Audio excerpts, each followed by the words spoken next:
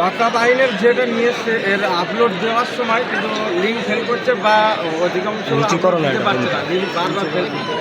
সেক্ষেত্রে মানে অভিযোগ আসছে যে লিঙ্কের সার্ভার ডাউন হয়ে যাচ্ছে। প্রথম কথা হচ্ছে মমতা ব্যানার্জি কী কথা বলেছিল যে তিনি এই ওয়াকফ অ্যামেন্ডমেন্ট অ্যাক্ট পশ্চিমবাংলা লাগু হতে দেবেন না। কেন লাগু হলো এর জবাবটা মমতা ব্যানার্জিকে আগে দিতে। দ্বিতীয় হচ্ছে তামিলনাড়ু সরকার স্পষ্ট ভাষায় দায়িত্বহীন ভাষায় বলে দিয়েছে sub judice matter supreme court যতক্ষণ না পর্যন্ত ফুল প্লেজে করছে ততক্ষণ পর্যন্ত আমরা এখানে কোনো মানে ফাইনাল যতক্ষণ না অর্ডার হচ্ছে আমরা এখানে কোনো লাগু হতে দেবো না। তা পশ্চিমবাংলা সরকার কেন তামিলনাড়ু সরকারকে ফলো করলো না? বিজেপিকে তলে তলে সুযোগ করে দিচ্ছে এই রাজ্য সরকার।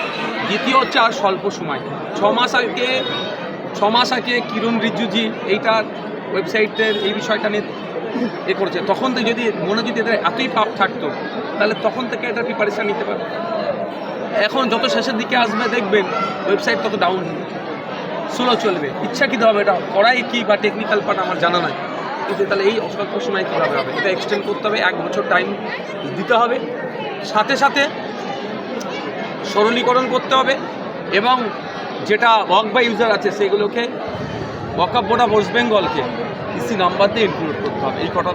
এই প্রাথমিক স্তরে আমাদের এই কটা দাবি, মমতা ব্যানার্জিকে এই দাবি মানতে হবে, অন্যথায় দ্বিচারিতার জবাব কিন্তু আমরা ছেড়ে কথা বলবো না।